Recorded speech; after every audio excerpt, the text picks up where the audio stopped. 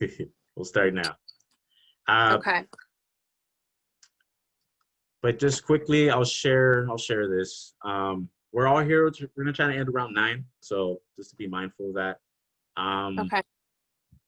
One of the things we always share, or at least in these land discussions, is a concept that I learned by Charles Sepulveda when I was going to Cal Poly Pomona, and it was this idea of peoplehood. And I think this is a constant kind of struggle and just challenge in terms of like identity, in terms of people understanding their ancestral history.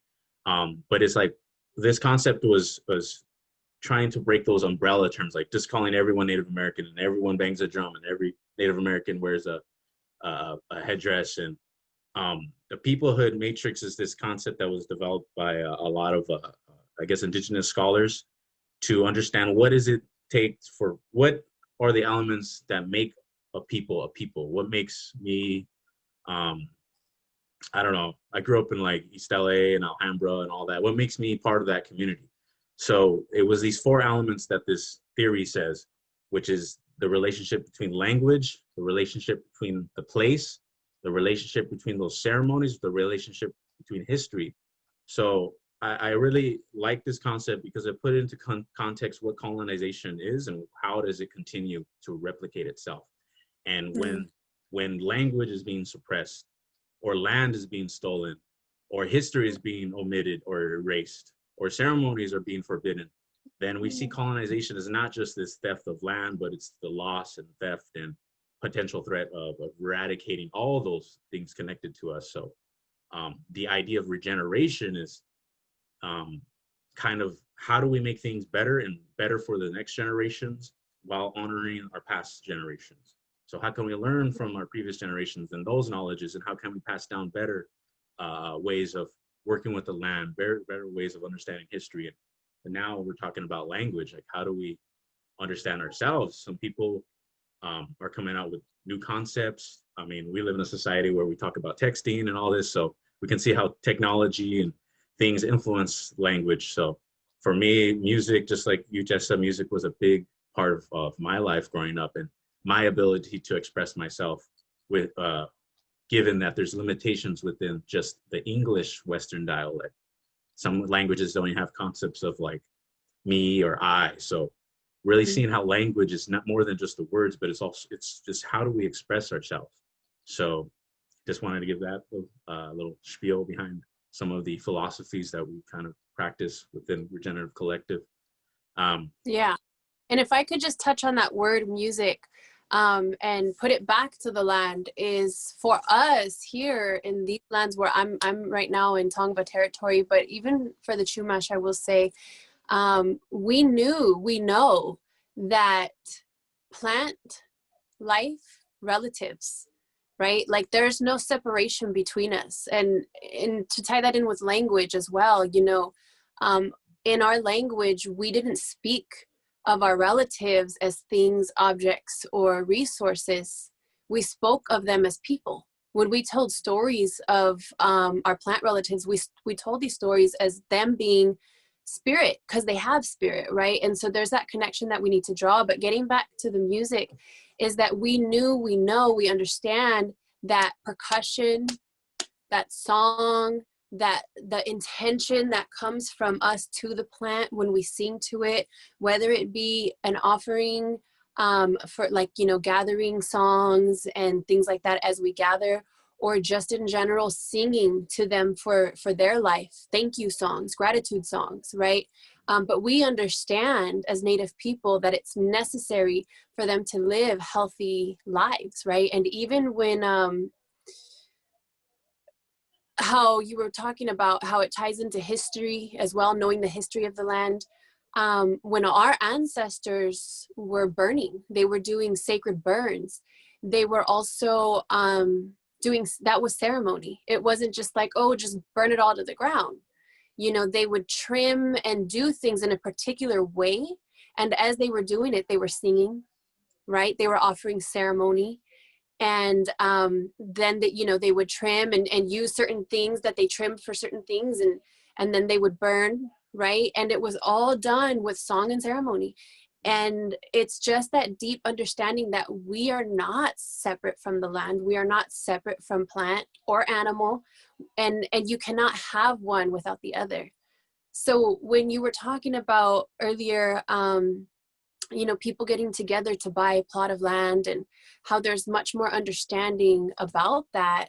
Yeah, it's really, really important that they work with the Native people of the area to understand how to better care for the land, because that is the goal, you know, from my perspective as a Native person, is to have people be stewards of the land, right? Because they're here. So it doesn't benefit me as an Indigenous to the area to know that people are damaging the land in any way.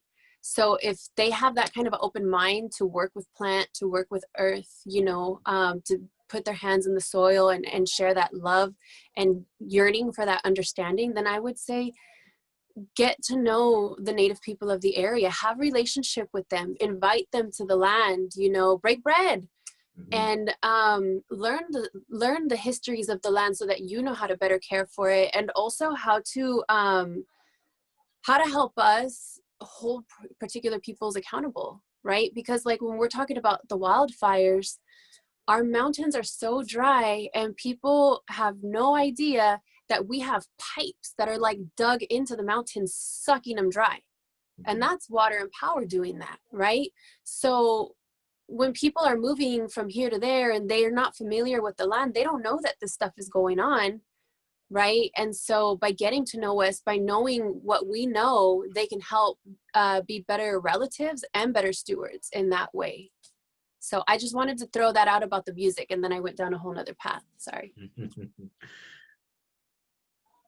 No, that was great. I mean, again, we're happy for you to be here and to recognize too that, you know, it's not like your people's history. You are that living continuation of this. So like even your music is still part of that growth, and we have to find ways to honor that and honor ourselves. And you know, we're coming at a place of healing, just trying to work with the land, but also work with everyone around us and wherever stories they're coming from. So, but Teresa was the one kind of like bringing in this concept too. I know that you helped her a lot with the students, and it's dope to see folks connecting that way, and especially with the sort of captive audience and our youth to understand this.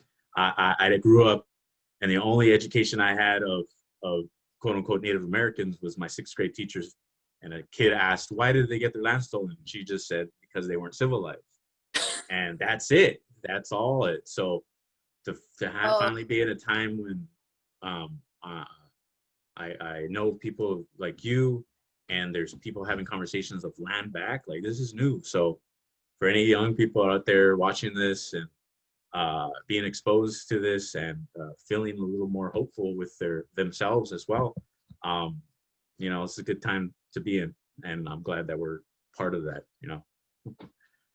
I'm sorry that you were lied to by your teacher, because it breaks my heart that a teacher would think that, you know, burning down villages, raping women and children, forcing religion and forcing people away from their culture and their language is civilized, but taking care of the land and welcoming people to your village and feeding them is uncivilized. Like, mind blowing.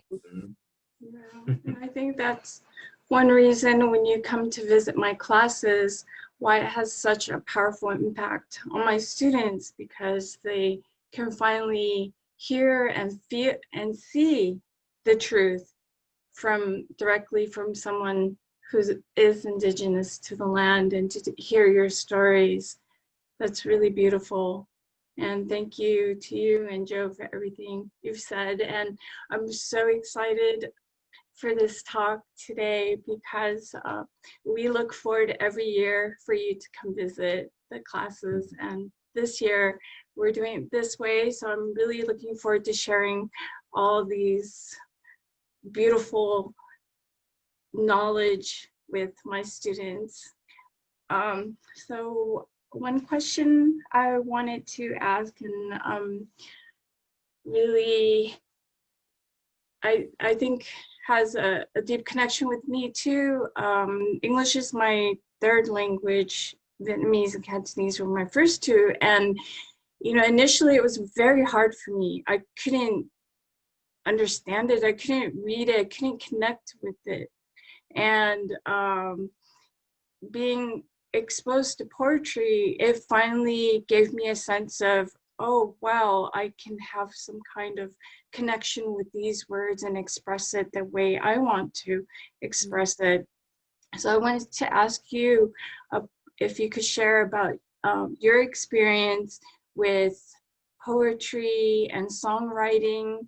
How did it start when you, what made you inspired to write poetry or to create poetry and songs?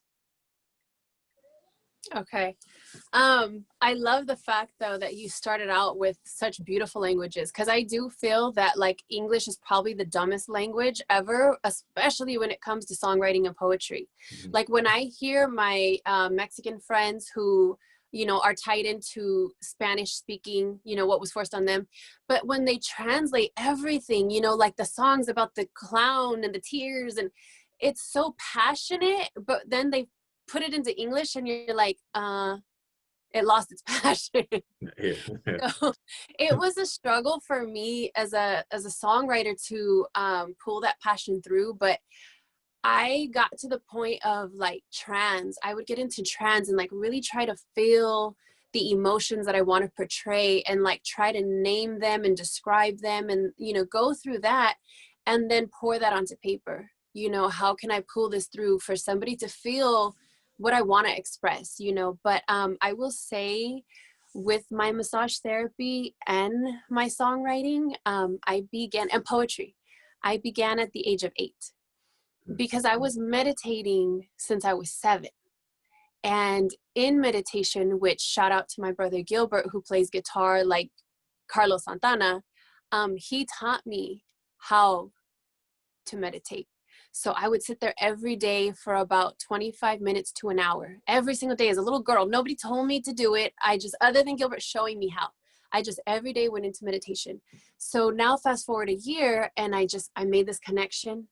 And in the connection, I heard my spiritual voice, if you will, say, you're going to be a masseuse and an entertainer. And when those words were spoken, it like hit me like a ton of bricks, exactly what that meant, right? That I was going to be doing energy work and putting my hands on people and helping them to heal, but that I was also going to use my words as expression and write. So from the gate, as soon as I stood up from that meditation, I was cracking people's backs and I was clearing their energy and massaging their necks, and I was writing. And so it started out as poetry from 8 to 9. And then from that point forward, I was kind of turning them into like practicing songs. And by the time I was 13, I was like a songwriter, right? And so it just kind of happened like that. And then from the age of 15, no, the age of 12, my brother had like a gang of homies around in a circle and they were all busting freestyles. Remember like those cypher circles? Yeah. And so they had a cypher circle and I knew nothing about that lifestyle, right? Like they were all taggers and all those things. And I was like a nerd with my books. And so I see them rapping and I'm like, that's like my poetry. Like I could do that. I could do that. And so it's going around. And I'm like, just stand in the circle, just stand in the circle. So I like suck it in and get in between two guys right here. And so it gets to this guy over here and then it gets to me and I just let it out. And I was really shy. So for me to do that was like a big thing. And all of the guys in the circle were like, oh. And then afterwards all came up and gave me my props, you know? Mm-hmm. And from that point forward, I was like Little Miss Hip Hop and eventually was like, I'm a rapper now. So that's how it all came in. Mm-hmm. That's awesome. And because, you know, there are different forms of expressions, art, pottery. What draws you to expressing with language? Or why is it important to you?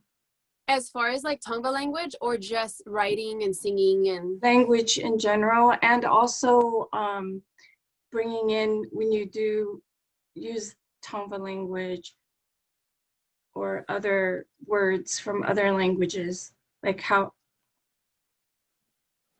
So like when I do use the Tongva language, I do it with the intention to connect to my ancestors and to connect to the future generations who I know are going to be speaking the language, you know, and I use it in that way because I've noticed, right? Like growing up in the hip hop scene, you know, you want to be like those people that you're listening to. You want to be just like them, right? So like when people say like, oh, I don't make the kids do anything, like da da da da, we want to be just like you, homie. So think about what you're saying. And so I felt the need to put like that native pride behind my music. And I've seen it. I've seen mothers coming up to me with their sons, little boys, telling me how cool it is that I'm this hip hop artist and that they want to be just like me, you know, and little girls as well. But I mean, that's powerful that a little boy comes up to a native woman and is like, you're dope and I want to be like you know, that to me, that's why I do it, because I want to give these children an avenue of something to connect with. And to be honest, I feel if I did art in any other form, it might not speak as broadly to our children as it does with music, because music draws people in. It's a universal language, right? And even like just in the rhythms that I make, right? Like, I didn't cross the border crossed me. Can't call my folks illegal if you came across the sea. Tell me you're not going to sing that later, because it's just got this rhythm to it that pulls you in.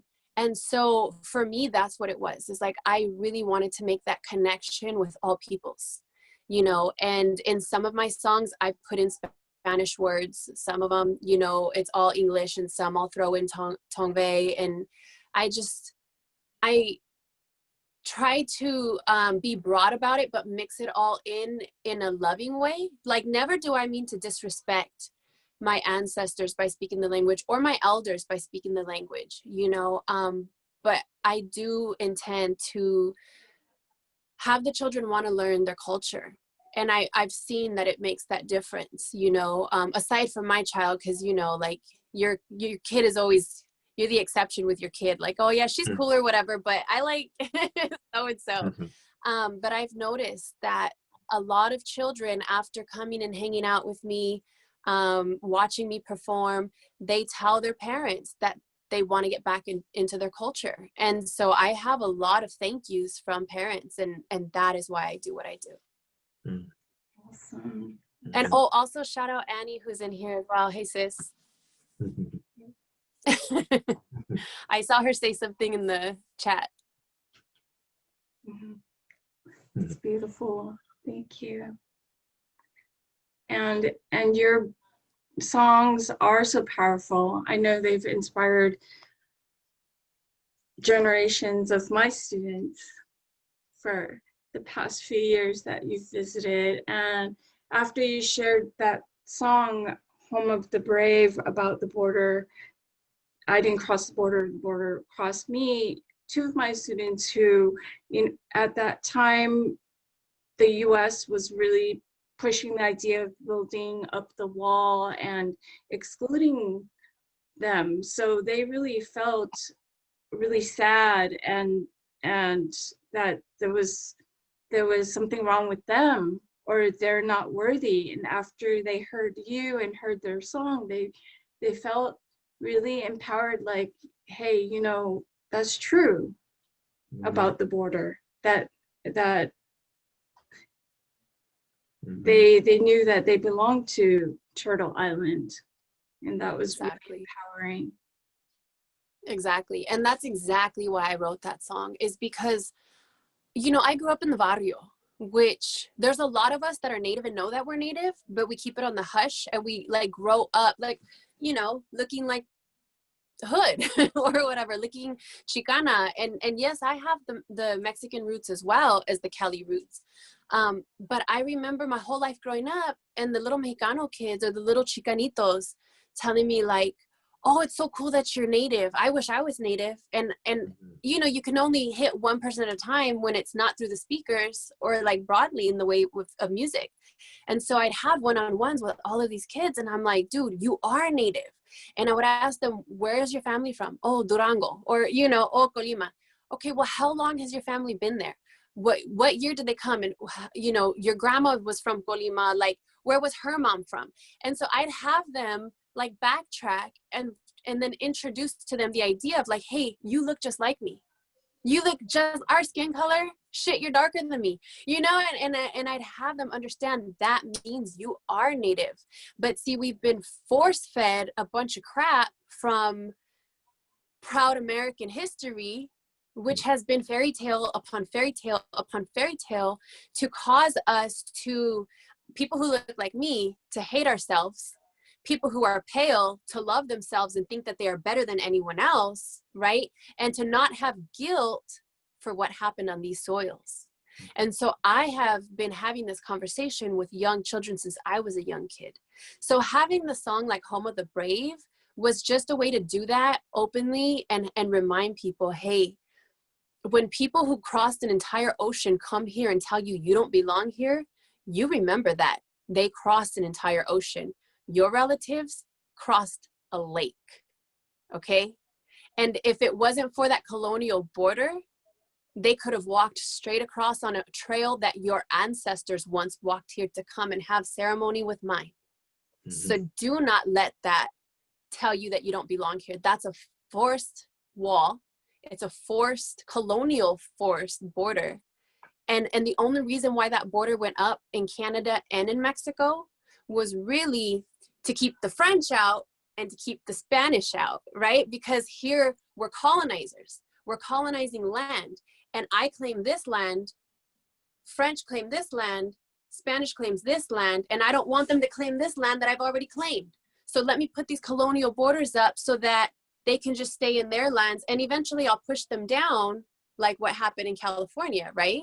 I'll push them down, and every chance I get, I'll expand my colonial territory, right? So it's a bunch of BS. It's just people claiming territory and making us feel shitty about the fact that they're taking control of our lands, our relatives, our ways of life.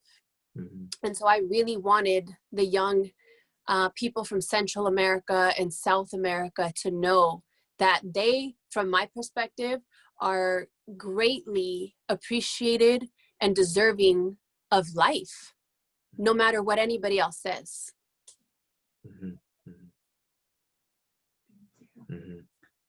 No, thank you for that. We when we were talking about this discussion, we were looking at what is if we're kind of building this concept of like regenerating language, right? What is the colonial language, right? And seeing how colonialism used language as a tool, not only like suppressing it, but you know, we talk about capitalism, and capitalism really took really started spreading like wildfire because of like the printing press, and because of like the media, and because of their means of owning the media, and their ways of explaining like the narratives of like of the New World, right? They romanticized California, they romanticized Turtle Island, and encouraged other parts of Europe to come and colonize. And it's like saying how it's all this fairy tale, it's all made up. I mean, back then they were calling us savages, and now they're calling us illegals, and you know, they're stealing images from, and even on the money, and they're stealing images of like the arrows and all these things that through language we're just sort of thrown in there. Like a lot of the youth are just thrown into there, like learn English, learn this, learn that, and these are your references. Like this, if I can only speak English, then I'm not going to understand what does it mean, like Turtle Island and all these other concepts in my relationships to the world. So we're trying to see how colonialism is really that trying to take away all of those meanings that have lived here and have grown here and have been passed down. It's trying to take ownership of them, trying to eradicate them. And how do we use language? How do we express ourselves? And definitely through music. I mean, music is regenerative. It lasts generations, it lasts decades, centuries. And, you know, as musicians, we're part of that expressing, and the youth will definitely hear those songs and be bumping it, you know, not paying attention in class and just. Yeah, and sometimes not paying attention in class is a good thing. That's what saved me, right? But I do think that with the colonial language and mindset, right? Because that it's one and the same, in my opinion. But what it does is it causes a disconnect.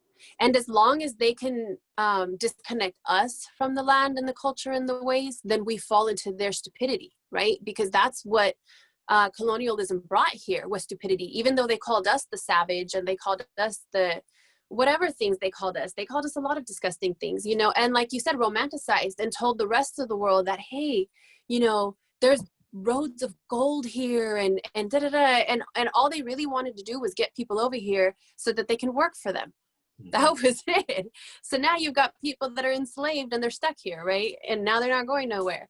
But for me, you know, the idea of their language and their mindset was that disconnection. So it's that idea, like I was saying earlier, how we see the plants as relatives, right? Like I don't just see a flower that opens when the sun's out and closes when the sun goes down and opens when the sun's out and even follows the sun. Like I don't see that as a thing. I see it as life, you know, and even like, no disrespect to the vegans in the room, because trust me, I'm pretty vegan myself.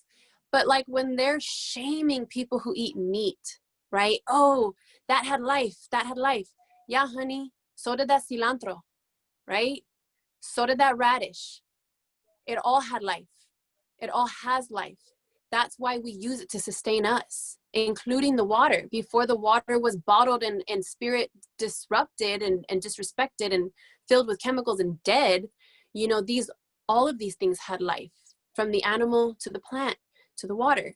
And so when we walk mindlessly, zombie-like, if you will, with our Americanism, we don't care.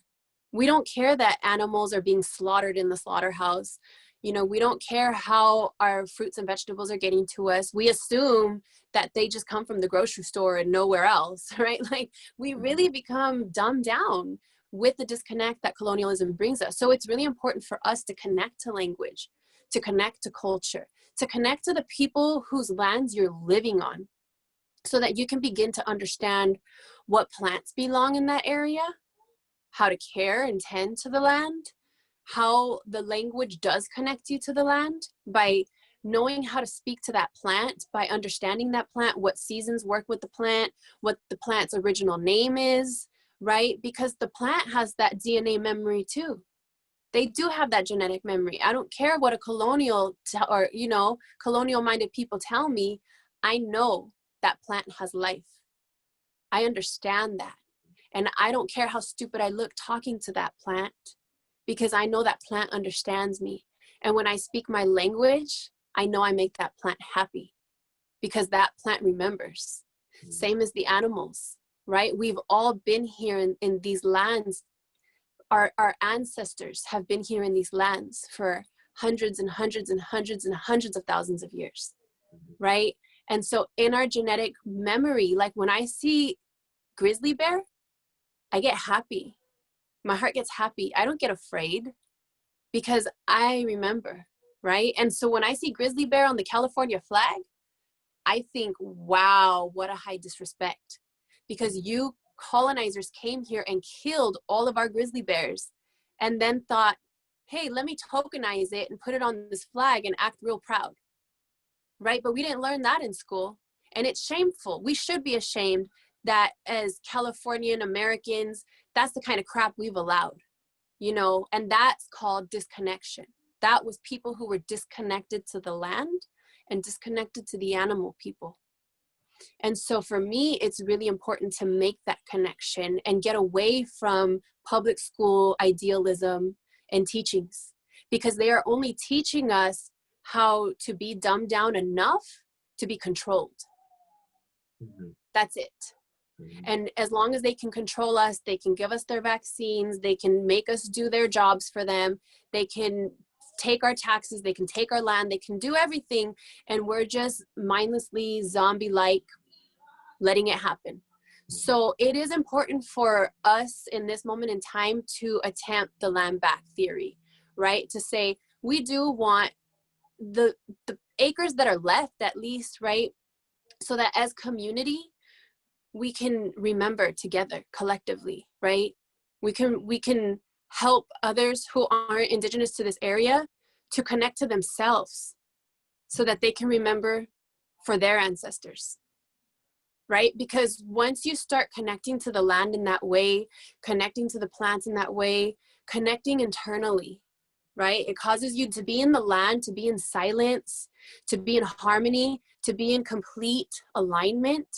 You begin to connect to your ancestors and information comes forward, right? And that is the connection that we have all been taken away from by being forced into a whole other language and a whole other way of life that doesn't even make sense to me, right? Like the idea of like, let's have the city where everybody's on top of each other, and when something like COVID comes in, it's even more dangerous. This doesn't make sense to me. You know, let's have this city where if bears come in and eat your trash, we got to put them down. I don't get it. I don't get it. But if you ask me, that comes from disconnect. So I'm all for learning about how to connect to the land and how to connect to the peoples of whose lands that we're on, so that we can begin the connection process and to disconnect from Americanism, which in my opinion equals stupidity. Yeah, I think it's so important that the youth hear those words like plant relatives, ancestors, because these are words that aren't used in the colonial American education system or mindset. But I think those kinds of words that you're using, like alignment, and those are words that kids need to hear, like these concepts exist. And and land back too, like you were saying, is something real. And it's I think bringing that word into existence, that idea is like a being, a manifestation, and really hope that it becomes the reality. And it will, and I'll tell you why. Okay, before this was America, you had enough people who believed that this was America, right? They just came in, did what they will, did what they pleased, and said, this is America, this is America, this is America. We believe this is America, we've created America, right? So when you have a collective group of people who believe all the same thing, right? Religion, whatever it be, it becomes real. Well, now we've got a collective of indigenous peoples, whether they are indigenous to this exact place or they're indigenous to this continent, they're connecting with us. And as one whole collective, we are believing in land back. We are demanding land back. We are speaking land back. We believe, we believe, we believe. And just like the idea of America was created, the idea of land back is created. And so we will make it a thing. Straight up. And by the way, we collectively agree that this is Turtle Island, no longer America. And so it is. Exactly. Like people are talking about what are you talking about America? I mean, it's an ideology. It's a national identity is an ideology. Like, and I've been kind of going on this rant a bunch of times on social media. It's like, nations are not communities. I mean, just like Howard Zinn said in the People's History of the United States, he's like, nations are not communities, and nations are relatively new for like humanity, like governments that control millions and billions of people, whereas, you know, for thousands of years, folks have been living, you know, modestly within small sized groups, like thousands of people. And so, you know, economically, it's another factor. Like we even talk about the environment and United States economics as externalities, right? So they don't quantify the impact of the land being degraded or the soil being depleted of its nutrients and all of that. They just call them externalities. And it's the same thing going on with gentrification. You know, they don't see community members. They see people with certain number of income, and they have a development plan, and they have a profit interest. So they're just going to look at this as a for-profit ideology, you know. And we speak that profit language. We speak that exchange. And part of us trying to understand this is breaking those colonial views of the world. You know, you said something that triggered me. It was the fact that, you know, as intelligent Americans, we've decided to destroy the soil so bad that that's actually why genetically modified foods had to come about, was because they destroyed the soils, and they're like, oh shoot, what do we do now? So they had scientists come in and figure out these foods that can live in the soil that they effed up.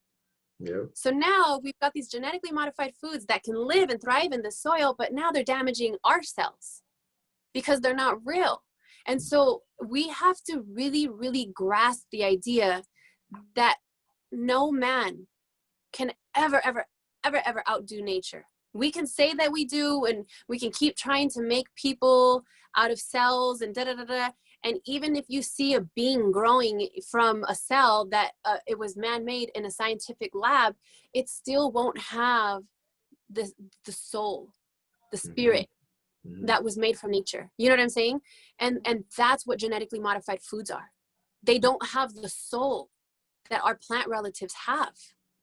So for us to ingest that it's stupidity. It's insane, right? And so now they've got these genetically modified foods in the soil, and they just keep damaging with the chemicals and chemicals and chemicals. You know, like I'm sure you've heard this theory of or saying of, like, to put what is that plant food that's like, it's a huge brand, to put that into your plant as food is like giving your plant crack, and so your plant is no longer good. The grow, what is it, the Miracle Grow, right? That, so to use all of these chemicals and these toxic chemicals, it's just further damaging the land and damaging the plant. So it's like the land is now a crackhead. And it's so addicted to all of this damaged stuff that for us to ingest anything that comes from the land, like, we're a byproduct of that. That's like a crackhead giving birth to a crack child. You know what I'm saying? Like, now we have to go to these genetically modified pills that big pharma is pushing. And it's like this non-ending cycle of stupidity and toxicity that we're just allowing to happen. So it's really important to understand why, you know, paying $1 more and why they're charging $1 more for organic food, which is the original version of something, over a man-made object, right? There's a reason for that, because they want you to say, but this tomato is 70 cents and this one's $2. So of course I'm gonna take the 70 cents one that's poison, right? It's really sick what our FDA and government agencies are allowing on us, but we have to do the homework and have the understanding of, like, okay, I see what you're doing, and I'm gonna do everything in my power to not abide by your agenda that you're pushing on me and my health and my well-being and my mental health. Right? And again, why land back is so important, so that we can, as community, grow our own safe, sacred gardens, right? And that we can take care of ourselves, because we know we're sacred. We know we're beautiful. We know we're ancient. We know we're worthy of all things great. But their agenda keeps telling us brown people that we're not. And we have to remind ourselves and have that collective understanding, like, hey, you mofos are super beautiful inside and out. You know, y'all are just worthy of everything great. You're worthy of land back. You're worthy of healthy foods. You're worthy of healthy mind. You're worthy of healthy spirit. And we have to be accountable to ourselves and our community on that aspect, because as a Native woman, I can promise you, relying on the government will never do you justice. Never, ever, ever.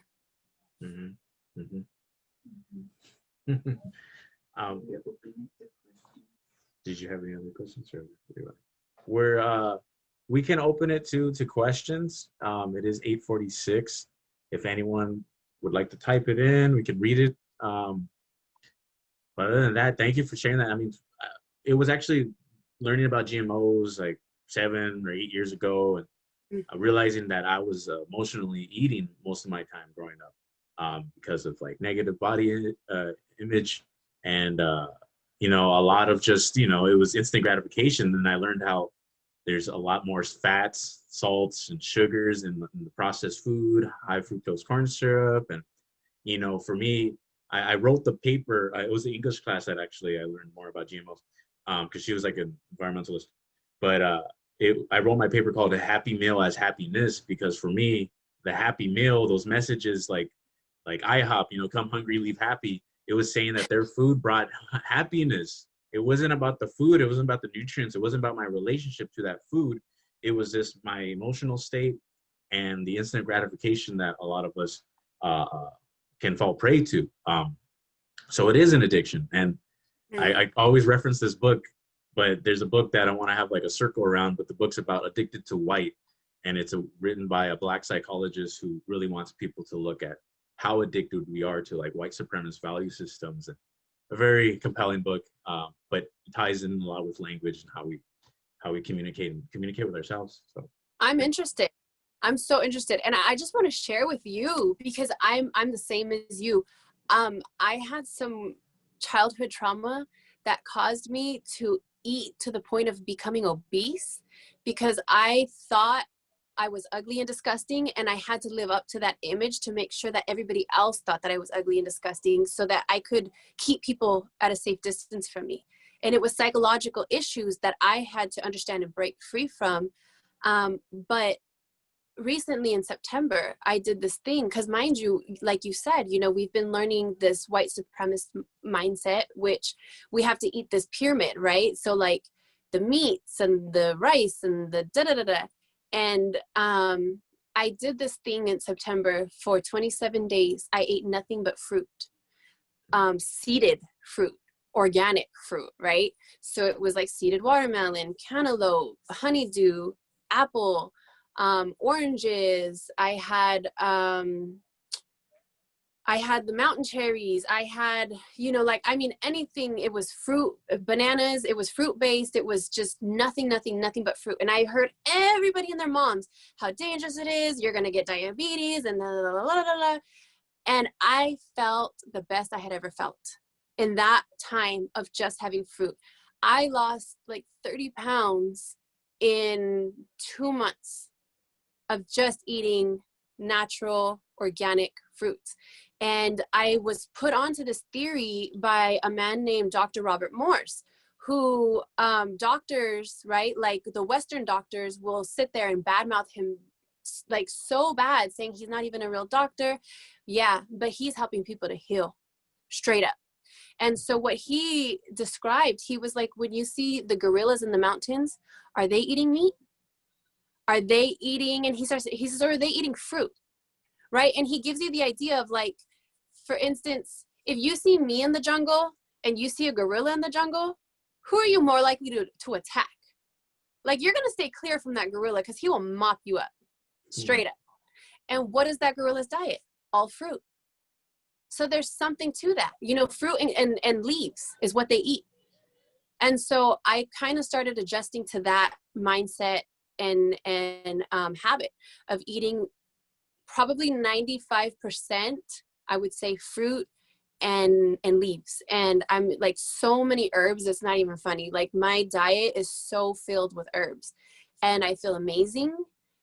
And even though like I watch my family eat meat, like I'm not gonna lie, I had a little bit of meat the last 2 days, but up until the last 2 days, I have not touched it. And I felt so good. And I continue to keep that journey going because it's also putting you in a spiritual alignment even further than, you know, and don't get me wrong, as Native people, we do eat meat, but we have to connect to our ancestry and say, how often did we eat meat? Because it wasn't every day, right? So eating meat once in a while, like I just did, but for all next week, will I be eating meat? No. Because in honoring my ancestors, I acknowledge that we had salmon, we had trout, we had deer, we had rabbit, we had all these things, but it wasn't every day.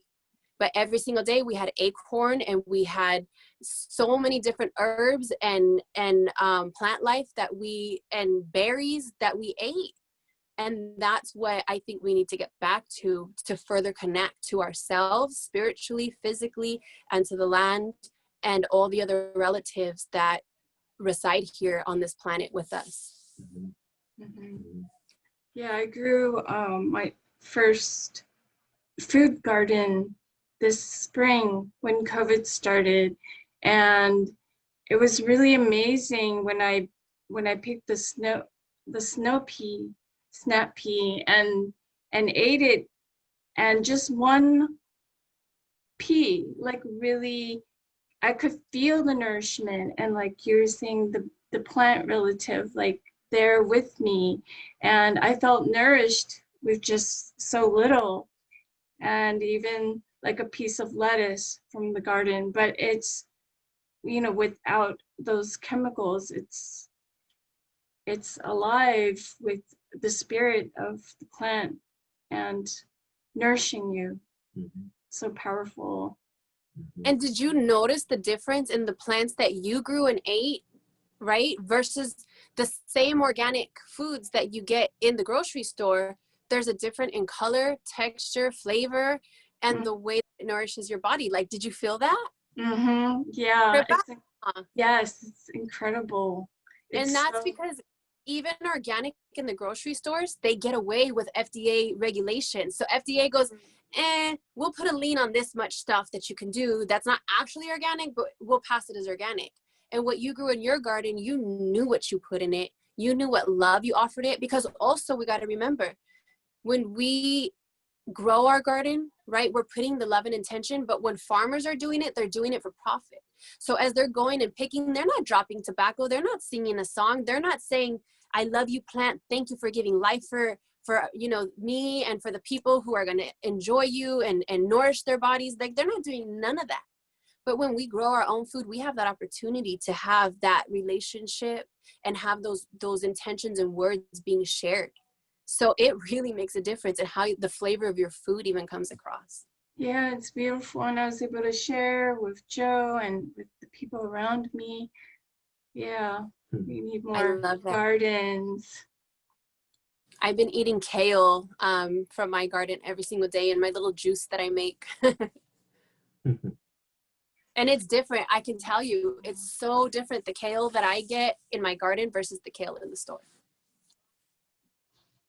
Yeah, it is. And they're usually smaller, but they're just packed with so much,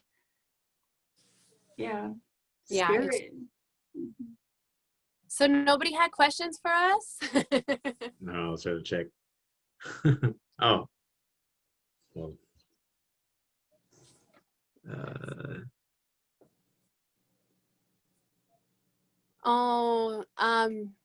Jensen brings up meeting Barbara Drake at a public forum for the restoration of the Ali River. Yeah, beautiful. Where might I find these Tongva names for the plants? I think right now that's something that is being worked on, but we're working right now with UCLA. So I think the colleges, I can't think of the other college, but UCLA is one of them, that they will be having the names of the plants in their garden. Pomona has a native plant garden, and Claremont it has two. I'm sorry. Go ahead, Teresa. Claremont colleges. Claremont colleges. And Cal Poly Pomona, at their ethnobotanical garden at Cal Poly Pomona, they have I guess I don't know who from the tribe, but they had them put their footprints around. So when you're walking in the garden, you see the footprints and all that, and even bear prints and all that. It's really cool. But they have all varieties, like different types of native plants with their Tongva name on there as well. And you can check it out. And I will acknowledge some of the words I've been told were actually borrowed words, because we didn't have access to all of our words. And a lot of the words that we are finding they're documented by a few different people. And so as these papers are being found and being studied and so on, more words are coming forth. But when we didn't have words to put in place, we're actually borrowing them from our neighbors because we had so many similarities and relations that it was just kind of like, might as well. Mm. We have a question, comment from Maura. Is that how you pronounce your name? Mora. Mara? Yeah, Maura's fine too. Mora or Maura. Yeah. I said, speaking of language, if you had a few things to say to the land, what can we say and be positive and give our land love? I just wanted to put you on the spot to kind of like, yeah, the poet in you, you know? Okay, I got one. So I want to have you all close your eyes right now, if you want to, though. Take a deep breath in through your nose, breathing in positive, loving, healing energy, and exhale through your mouth. And continue to breathe in through your nose and out through your mouth as you hear me talk. And put your attention at the base of your spine.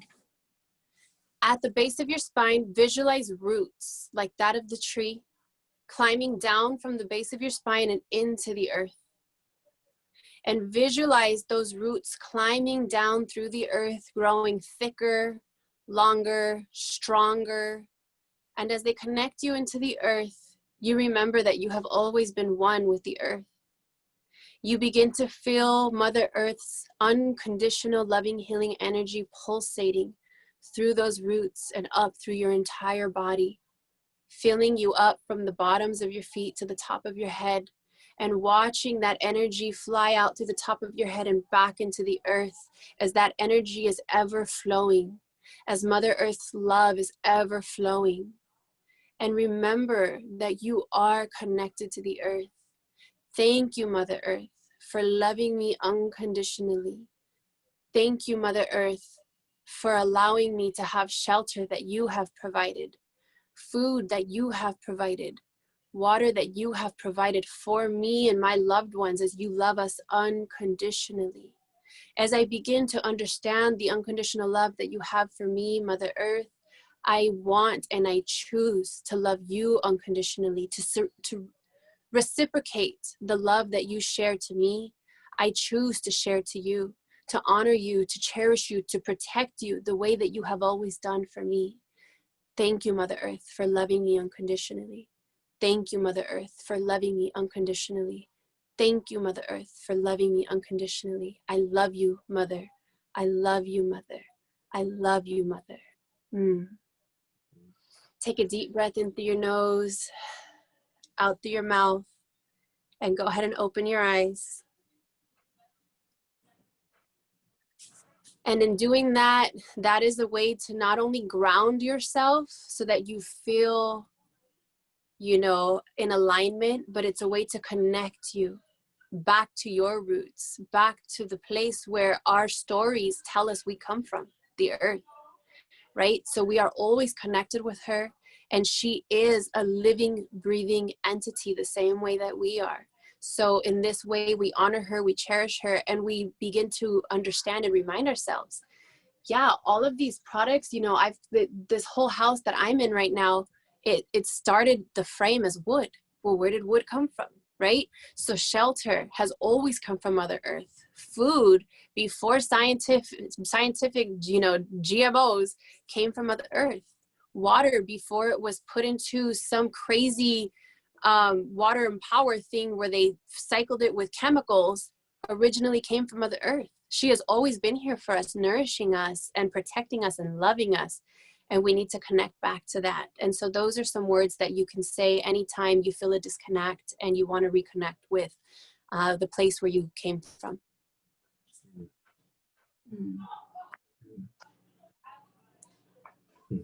That's awesome. And that's the earth and her roots and the sky where we come from. Yeah, we're related to everything. We're related to the entire universe, right? Like that's one thing I always share with my clients is Native people in all languages that I am aware of, that I have learned from, talk about being related. You know, how the Lakota say all my relations, and we talk about how we are all related. I remind people, you know, from rock people, from plant people, animal people, water people, sky people, you know, the cells of the water, the cells in the entire earth, everything has energy, right? So it's this web of life, it's energy, and that connects us all. So it's hard for Americanized or Westernized people to even think that this stone has life. But I promise you, this stone has life. This stone has energy, and it is connected to me. And this stone, if I open my mind and my heart enough, will speak to me if I just listen, right? And so it's just disconnecting from the Western mindset and reconnecting to cultural mindset that can put you back in that alignment and understand how this web of life, just because we don't see it, but it is real. Like, say Jenny walks into my room right now and she's pissed off about something that happened, and she comes in, I could feel that wrath coming off of her. Why can I feel that? Because of the energy she's putting out, right? There's a whole realm of energy around her, her aura, if you will. And my aura is vibing with that, like, whoa, Jenny, get your ass out of my room, because I don't need that energy around me right now, right? Like, but it's a connection of how I was able to tune into that, is because we are all connected through this invisible web of life called energy. So I just wanted to add that and share that with you all.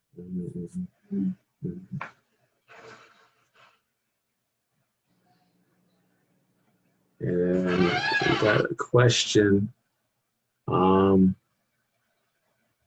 Julio asks, how do you recommend we connect with the land? That's a big question. Well, that grounding exercise I gave you could definitely be one, but I mean, just going into any, you know, piece of soil, even if it's a small little tiny piece of soil, and just sitting there, touching it, taking your shoes off and putting your feet there, because in the palm of your hand and in the, I guess you would call it like the I don't know, the center of your foot, these are energy portals here. And so if you really want to connect to anything, touch is the way to do it. So plant your hands on the ground and plant your feet on the ground, close your eyes and just breathe. And that is connecting.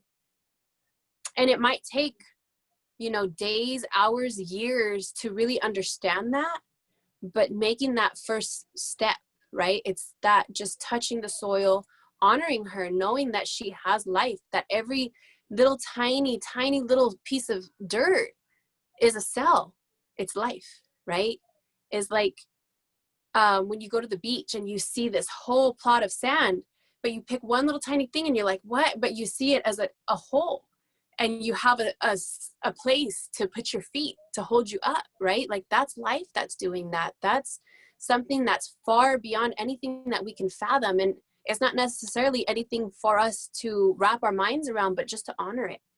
So I definitely feel that just touching the earth and acknowledging her as a being is a really good way to connect.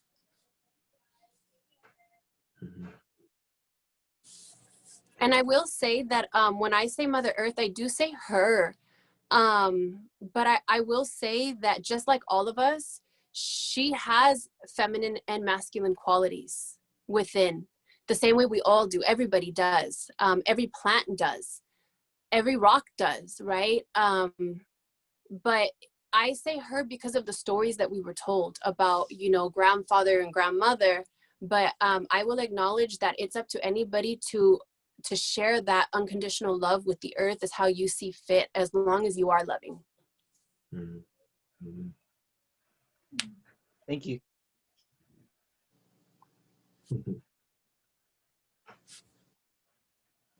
So, Thank any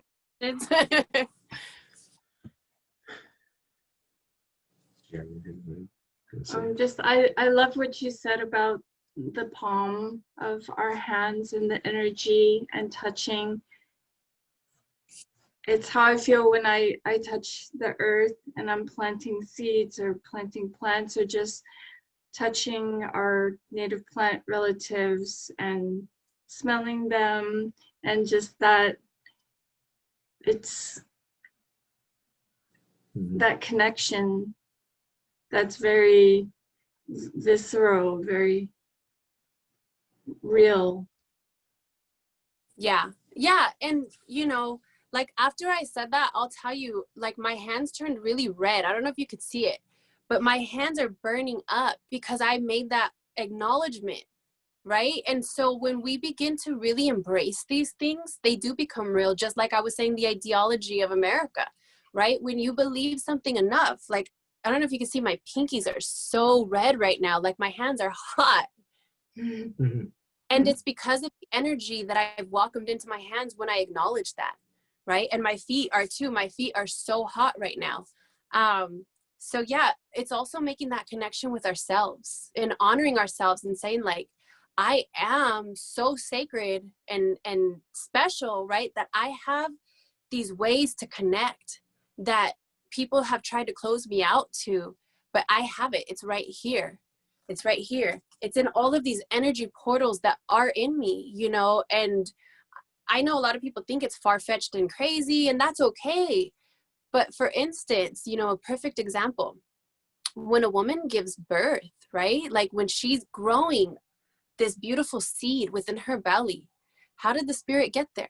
Right? So it's been my theory since I was a child that I've understood since meditation, through meditation, that us as women, we have portals within our womb that open up and expand when the child is ready to enter, the spirit ready to enter the child.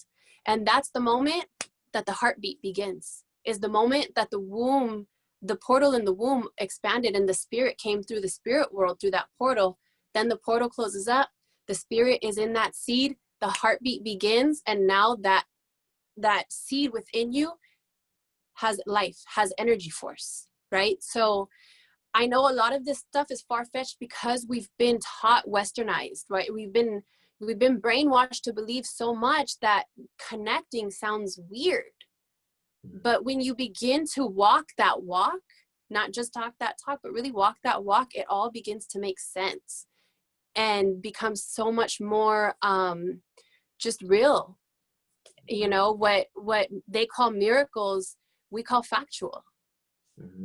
Yeah, and it really is it's a exercise, meditative exercise to break through these like language barriers, you know, how we interpret it, right? Because we're all carrying like our interpretive framework, how we see the world. Sometimes words means one thing to me and they might mean something to someone else, and it's definitely shapes our relationships with the world. And my relationship with the native plant relatives here, you know, I remember I was just like wanting to do something good for the land or do something good for the environment. And my relationship grew because of the love that I felt, the like the Passion. the passion, the mental health that I was sort of receiving from it, like all the things that I didn't know that it had. Even with my family, my parents, probably within the last year or 2 years, you know, I finally feel comfortable saying like, I love you, right? And it's because we started planting together. It's because I mean, that's what I believe, because we always had music, and that's how I always felt music with my dad. He's a musician, and my mom too, and my brothers too play or enjoy music. And, you know, I took some of their albums and got inspired by their music choices.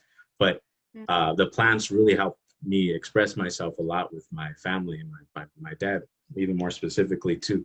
So I feel like we may not, or we were taught to see the plants as just things, but they really have this essence that, just like GMOs, tries to tear down that essence and completely blind us from not seeing that.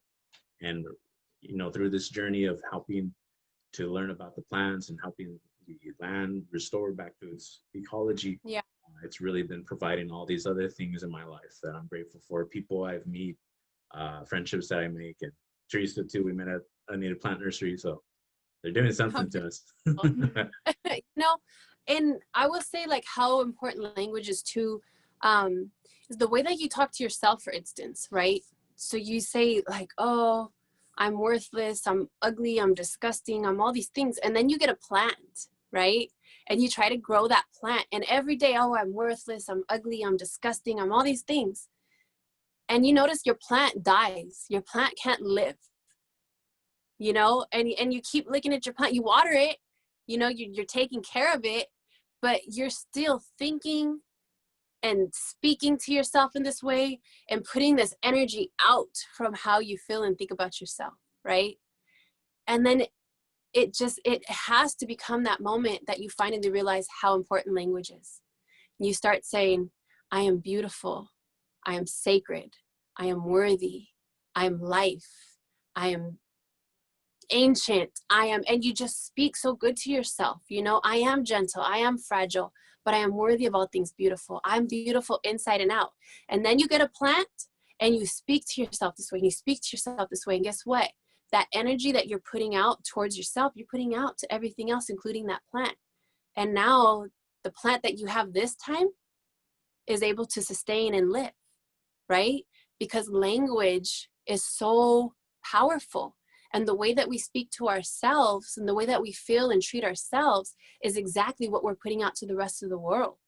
So it's so important that we honor ourselves the way that we should be honoring our relatives, and vice versa, because to disrespect one is to disrespect all, right? And so that's one thing that colonizer language doesn't teach you, because in colonizer language, we're like, me, me, me, me, me, me, me, me, me, me, I need, I need, I need. I deserve, I deserve, I deserve. Barbara shouldn't get anything. Barbara's a bit, you know, and like, I don't want to finish that word, but you get my point.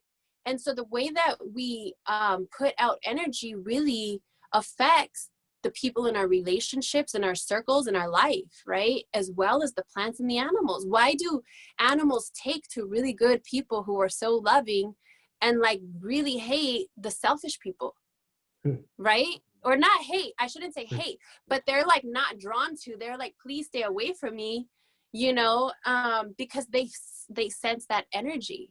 And so I don't know if this makes sense to anybody in this room, but for me, that's really important to have that understanding of how language is a barrier for how we are affected and how we affect the plant relatives and all life in this world. So again, something you said triggered me to say that, but I just wanted to share that because I think it's really, really important to understand that language ties into intention, right? Feeling. And intention, it is expelled out of your body. Whether you see it or not doesn't matter. But practice that, where you every single day say really good things about yourself, you know, and gratitude, and watch how much good things happen to you. But then when you say all the really nasty, ugly, bad things all the time, see what's attracted to you. Like, pay attention to it and know that you have the power within you to think, feel, speak, right? Lovingly and positively, to create the life that you want to create, to be the being that you want to be, is a choice that you make every day when you wake up. Whatever happened 15, 25 years from now, or, you know, years ago, it doesn't make who you are today. It may have created things that affect you in your personality trait and so on. But if there are things you don't like, then tomorrow when you wake up, you start fresh and you say, today, this is who I am. Today, this is how I feel. Today, this is how I speak. And you move on in that way. And you can see that it makes a complete difference in how you treat yourself and how you treat the life that's surrounding you. So I just really felt the need to share that. Mm-hmm. Thank you. Thank you so much. It's really important to see language as that powerful. It really shapes the world, and we were always having this inner voice in our head, you know. I mean, well, hopefully you're in some control of it, but it's there. Yeah. You know, we navigate, we understand each other through language, and to say that things don't have a voice or don't have a language is to just be kind of walking in this colonial blind, or the one dumbed that I down. most when I hear, not to throw them under the bus, but Christians say that animals and plants don't have a soul. I can't fathom that. Like, if a kitty cat has a heartbeat, has eyeballs, can see you, feel you, love you, right? Has lungs, has like so on and so on. They have everything you have. How do they not have a soul? You know? And so we really need to honor that, to say like, I am not better than anybody because I think I'm better than anybody. Like, how I behave, how I treat others is what makes me, you know? And I mean, I know dogs and cats and chickens that treat me with more love and sincerity than human beings. So like, maybe that human being doesn't have a soul that's saying things like that, but that's not fair, you know, to go about putting ourselves on a pedestal and being greater than anything or anybody. You know, we have to really, like, you know how that saying goes, like, treat the CEO or treat the janitor how you treat the CEO. You know, we'll also treat the animal and the plant and the water and the land the same way, because it's deserving of that. I'm definitely going to be putting into practice more of that too, speaking with our plant and animal relatives. Yeah. I did see a question, a couple questions came through actually. When working with native plant relatives and this soil, what recommendations do you have about honoring the land? Specifically, when I am not native to this land, do you have any one orgs you recommend we connect to? Again, that depends on what land you're on.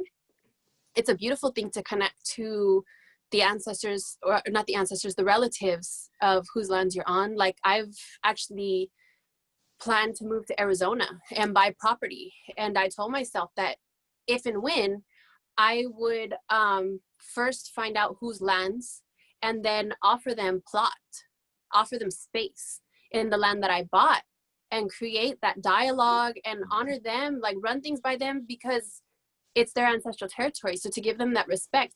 But I mean, like, if you bought a house and you have a backyard, you know what I'm saying? Like, you don't have to go and seek out anyone's approval of anything, but I would just say the best way to honor that land in your backyard would be to find out what plants are native to the area, and put those plants there to keep, you know, that life steady there. Because so often people come and bring other plants that, you know, are cool and all, but they don't belong here, so they take up too much water, or, you know, whatever it is, they just don't fit in that particular piece of land.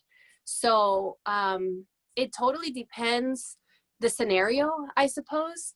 But, you know, to honor the land is just to speak, you know, as if you're talking to your loved one, you know, to say, you know, this is my intention with you. You know, I intend to gently dig into your soil and gently place this plant in.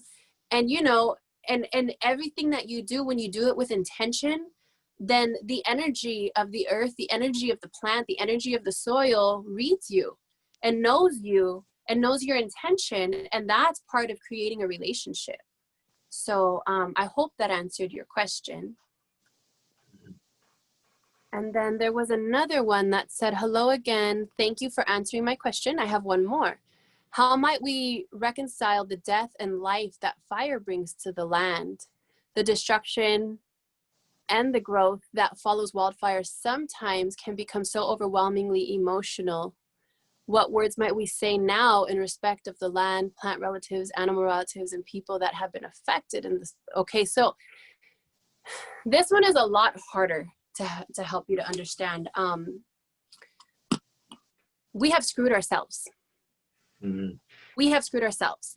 So it's layer of colonialism. So for instance, you know, you have Mulholland, who says, you know, what would be grand is if we create dams, because, and I quote, he who owns the water owns the people. So now we have damming put in place, okay? So now that dams are put in place and the water is held in this particular place, the water is no longer running freely. Now we're building houses where water once ran, right? And so we decide as colonial people where things can and will be placed for the sake of what? Money. How to control the water. And so now we're like, wow. And when I say we, I mean colonial minded people who are running things in California and all of the states and all of the world, really. So they start placing pipes into the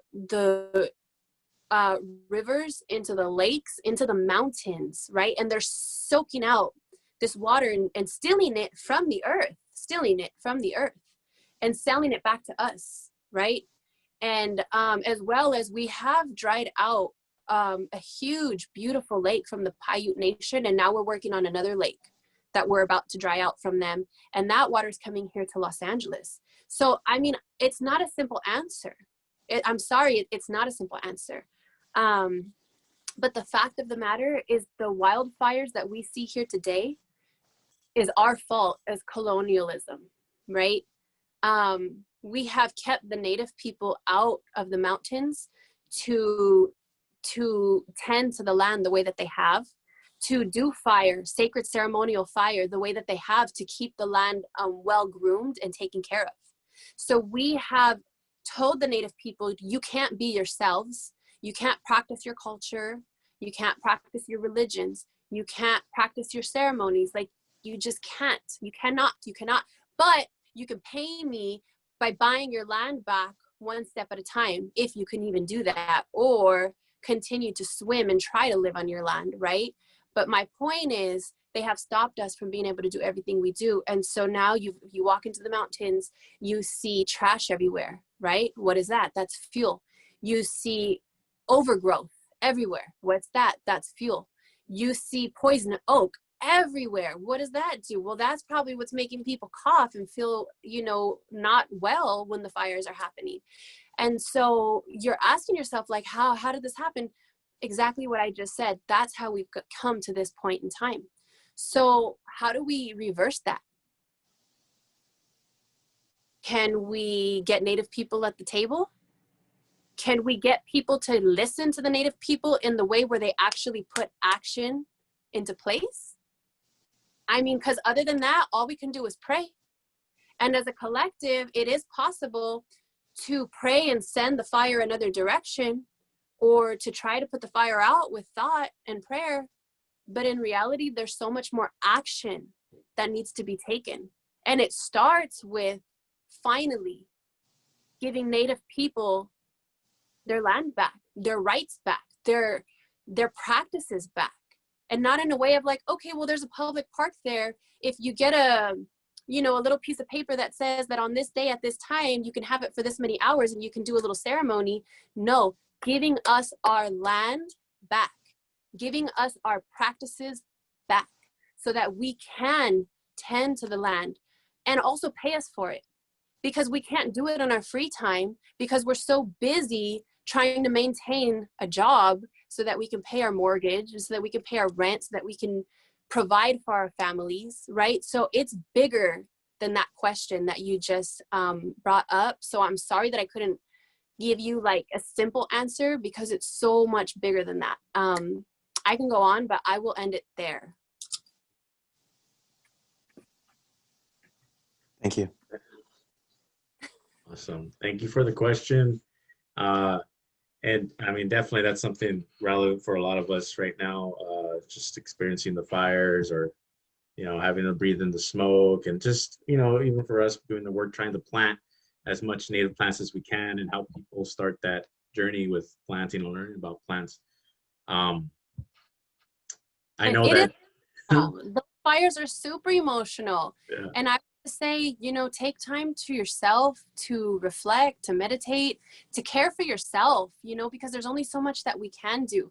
But if we can write letters to, officials and say, hey, you need to get Native people back to where it needs to be, because we did this to ourselves by taking away from the Native people. Like, if we can hold the right people accountable, then maybe we can be in a better place where we're not emotionally drained and scared for our lives and for the piece of land that I worked so hard to buy, or the house that I worked so hard to buy and didn't even finish paying off, and now it's gone. I mean, like, yeah, I'm sorry. Oh, it's true.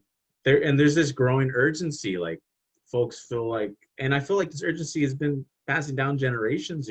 It's that survival mode for a lot of us, having to just try to survive. Not even experiencing that idea that where there's abundance. But even with us, like when we're planting, I mean, we're not trying to tell Mother Earth how she should heal and how quickly she should heal. And that is another like humbling like revelation, just realizing that there's a bunch of strategies trying to end climate change, quote unquote, and they might be operating the same colonial framework where it's like, we got to push the numbers, we got to meet these quotas, we got to monetize it, we got to monetize these efforts. Whereas, our little collective, we've been able to get native plants donated, and some that we're growing, and Teresa's definitely growing a lot, and distribute them just to start that seed. People be like, I may not have the money. A lot of these plants are expensive too, $10, $15, $20.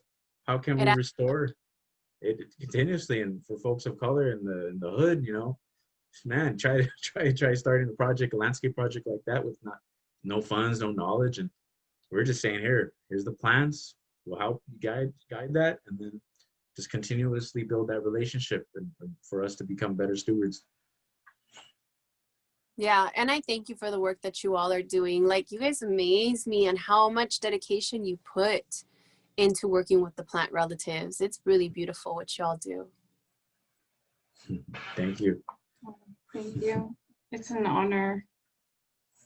I think when I started working with the plant relatives for the first time, I had a sense of home, which is a big deal for me because I was displaced. I was born in Saigon, and I never really felt where, I always wondered, where's my home? And not having that sense of home is really difficult. And finally having that sense of home, it just meant the world to me. Just a feeling like I'm cared for and loved and nourished in the space that I'm in, and being able to give back and have that relationship really means so much to me. Yeah, and that's the thing, is when you gain that connection with the plant relatives, you begin to feel so loved, because it's reciprocity. What you give that plant is what that plant gives to you. And so the fact that you're able to grow these plant relatives, help them to grow, rather, give them space to grow, like, it's a really beautiful thing. And it definitely is home. It's a place to call home when you have family, and that's exactly what these plant relatives are, is their family.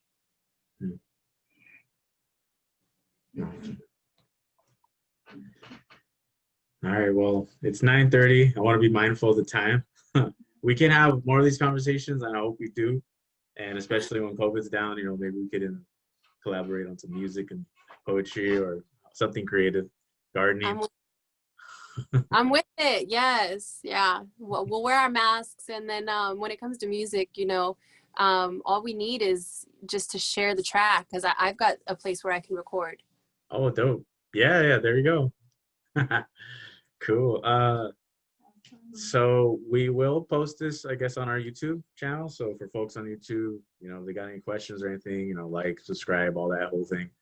And then look forward to some later land discussion topics we'll be having. And if folks want to reach out, if you're local in the San Gabriel Valley, Northeast LA, East LA area, we do have plants that we give out for free. And if you need help with landscaping or land regenerating, let's figure this stuff out together, because we're not here trying to be gatekeepers or anything like that either. I'm no academic in the environmental science field, but we've been able to do a lot. Better than that. Better than that, yeah. Practitioners of nature, right? Yeah, other than that, I hope everyone has a good week. And is there anything else you want to say? Thank you so much, Jessa. I really appreciate you sharing your time and knowledge and space with us. This really, I think, meant a lot to a lot of us. Well, thank you for having me. I'll admit I was nervous because I didn't know what was going to be asked or spoken, but you all are just, you know, family and make me feel comfortable and loved. So I appreciate you. And to everybody here, including you, you know, I just want to say awashkoneha, thank you. And the Hobbit Almet, have a good evening. Thank you. Thank you. Bye, everyone. Bye. Take care.